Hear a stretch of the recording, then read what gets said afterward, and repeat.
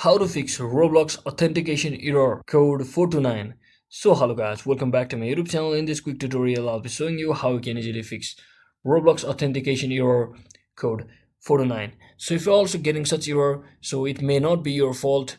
So first thing what you need to do is you may have to wait for like 1 to 2 hours since it might automatically fix.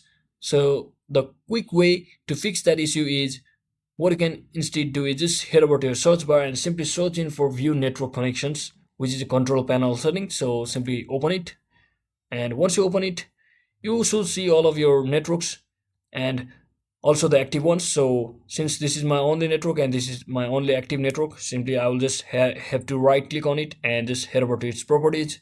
And once inside your properties, just select this internet protocol version 4, just double click on it, and from over here just come over to the second option of the second section and just do as I do over here. That is, for the preferred DNS server, just type in the 8888 quadruple 8, and for alternate DNS, just type in 8844.